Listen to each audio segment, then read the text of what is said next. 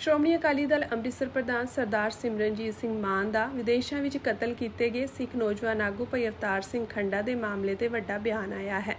ਉਹਨਾਂ ਕਿਹਾ ਕਿ ਸ਼੍ਰੋਮਣੀ ਅਕਾਲੀ ਦਲ ਅੰਮ੍ਰਿਤਸਰ ਭਾਈ ਅਵਤਾਰ ਸਿੰਘ ਖੰਡਾ ਦੇ ਕਤਲ ਹੋਣ ਤੋਂ ਲੈ ਕੇ ਅੱਜ ਤੱਕ ਇਹ ਕਹਿੰਦਾ ਆ ਰਿਹਾ ਹੈ ਕਿ ਉਸ ਨੂੰ ਪੋਲੋਨੀਅਮ ਨਾਮ ਦੀ ਜ਼ਹਿਰ ਦੇ ਕੇ ਇੰਡੀਅਨ ਏਜੰਸੀਆਂ ਨੇ ਮਾਰਿਆ ਹੈ। ਹੁਣ ਜਦੋਂ ਸੰਸਾਰ ਦੇ ਪ੍ਰਸਿੱਧ ਗਾਰਡੀਅਨ ਪੇਪਰ ਵਿੱਚ ਇਸ ਜ਼ਹਿਰ ਦੇਣ ਸੰਬੰਧੀ ਤੱਥਾਂ ਸਹਿਤ ਰਿਪੋਰਟ ਆ ਚੁੱਕੀ ਹੈ, ਹੁਣ ਇਸ ਸੱਚ ਤੋਂ ਇੰਡੀਅਨ ਹੁਕਮਰਾਨ ਕੀਤੇ ਗਏ ਕਤਲ ਦੇ ਦੋਸ਼ੀ ਹੋਣ ਤੋਂ ਕਿਵੇਂ ਭੱਜ ਸਕਦੇ ਹਨ।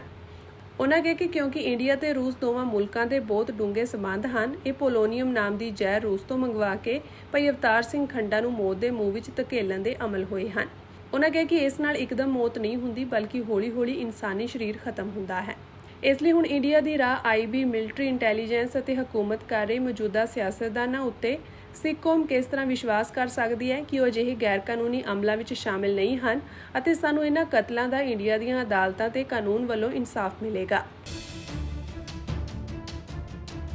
ਸ਼੍ਰੋਮਣੀ ਅਕਾਲੀ ਦਲ ਅੰਮ੍ਰਿਤਸਰ ਪ੍ਰਧਾਨ ਸਰਦਾਰ ਸਿਮਰਨਜੀਤ ਸਿੰਘ ਮਾਨ ਦਾ ਵਿਦੇਸ਼ਾਂ ਵਿੱਚ ਕਤਲ ਕੀਤੇ ਗਏ ਸਿੱਖ ਨੌਜਵਾਨ ਆਗੂ ਭਾਈ ਅਵਤਾਰ ਸਿੰਘ ਖੰਡਾ ਦੇ ਮਾਮਲੇ ਤੇ ਵੱਡਾ ਬਿਆਨ ਆਇਆ ਹੈ।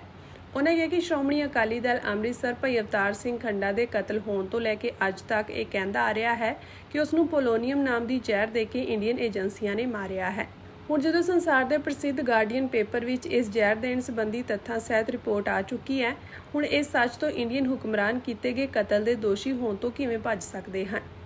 ਉਹਨਾਂ ਕਿਹਾ ਕਿ ਕਿਉਂਕਿ ਇੰਡੀਆ ਤੇ ਰੂਸ ਦੋਵਾਂ ਮੁਲਕਾਂ ਦੇ ਬਹੁਤ ਡੂੰਘੇ ਸਬੰਧ ਹਨ, ਇਹ ਪੋਲੋਨੀਅਮ ਨਾਮ ਦੀ ਜ਼ਹਿਰ ਰੂਸ ਤੋਂ ਮੰਗਵਾ ਕੇ ਭਾਈ ਅਵਤਾਰ ਸਿੰਘ ਖੰਡਾ ਨੂੰ ਮੌਤ ਦੇ ਮੂੰਹ ਵਿੱਚ ਧਕੇਲਣ ਦੇ ਅਮਲ ਹੋਏ ਹਨ। ਉਹਨਾਂ ਕਿਹਾ ਕਿ ਇਸ ਨਾਲ ਇੱਕਦਮ ਮੌਤ ਨਹੀਂ ਹੁੰਦੀ, ਬਲਕਿ ਹੌਲੀ-ਹੌਲੀ ਇਨਸਾਨੀ ਸਰੀਰ ਖਤਮ ਹੁੰਦਾ ਹੈ। ਇਸ ਲਈ ਹੁਣ ਇੰਡੀਆ ਦੀ ਰਾਹ ਆਈਬੀ, ਮਿਲਟਰੀ ਇੰਟੈਲੀਜੈਂਸ ਅਤੇ ਹਕੂਮਤ ਕਰ ਰਹੀ ਮੌਜੂਦਾ ਸਿਆਸਤਦਾਨਾਂ ਉੱਤੇ ਸਿੱਖ ਕੌਮ ਕਿਸ ਤਰ੍ਹਾਂ ਵਿਸ਼ਵਾਸ ਕਰ ਸਕਦੀ ਹੈ ਕਿ ਉਹ ਅਜਿਹੇ ਗੈਰ ਕਾਨੂੰਨੀ ਅਮਲਾਂ ਵਿੱਚ ਸ਼ਾਮਿਲ ਨਹੀਂ ਹਨ ਅਤੇ ਸਾਨੂੰ ਇਹਨਾਂ ਕਤਲਾਂ ਦਾ ਇੰਡੀਆ ਦੀਆਂ ਅਦਾਲਤਾਂ ਤੇ ਕਾਨੂੰਨ ਵੱਲੋਂ ਇਨਸਾਫ ਮਿਲੇਗਾ। ਸ਼੍ਰੋਮਣੀ ਅਕਾਲੀ ਦਲ ਅੰਮ੍ਰਿਤਸਰ ਪ੍ਰਧਾਨ ਸਰਦਾਰ ਸਿਮਰਨਜੀਤ ਸਿੰਘ ਮਾਨ ਦਾ ਵਿਦੇਸ਼ਾਂ ਵਿੱਚ ਕਤਲ ਕੀਤੇ ਗਏ ਸਿੱਖ ਨੌਜਵਾਨ ਆਗੂ ਭਾਈ ਅਵਤਾਰ ਸਿੰਘ ਖੰਡਾ ਦੇ ਮਾਮਲੇ ਤੇ ਵੱਡਾ ਬਿਆਨ ਆਇਆ ਹੈ। ਉਹਨਾਂ ਕਿਹਾ ਕਿ ਸ਼੍ਰੋਮਣੀ ਅਕਾਲੀ ਦਲ ਅੰਮ੍ਰਿਤਸਰ ਭਾਈ ਅਵਤਾਰ ਸਿੰਘ ਖੰਡਾ ਦੇ ਕਤਲ ਹੋਣ ਤੋਂ ਲੈ ਕੇ ਅੱਜ ਤੱਕ ਇਹ ਕਹਿੰਦਾ ਆ ਰਿਹਾ ਹੈ ਕਿ ਉਸ ਨੂੰ ਪੋਲੋਨੀਅਮ ਨਾਮ ਦੀ ਜ਼ਹਿਰ ਦੇ ਕੇ ਇੰਡੀਅਨ ਏਜੰਸੀਆਂ ਨੇ ਮਾਰਿਆ ਹੈ। ਹੁਣ ਜਦੋਂ ਸੰਸਾਰ ਦੇ ਪ੍ਰਸਿੱਧ ਗਾਰਡੀਅਨ ਪੇਪਰ ਵਿੱਚ ਇਸ ਜ਼ਹਿਰ ਦੇਣ ਸੰਬੰਧੀ ਤੱਥਾਂ ਸਹਿਤ ਰਿਪੋਰਟ ਆ ਚੁੱਕੀ ਹੈ, ਹੁਣ ਇਸ ਸੱਚ ਤੋਂ ਇੰਡੀਅਨ ਹੁਕਮਰਾਨ ਕੀਤੇ ਗਏ ਕਤਲ ਦੇ ਦੋਸ਼ੀ ਹੋਣ ਤੋਂ ਕਿਵੇਂ ਭੱਜ ਸਕਦੇ ਹਨ।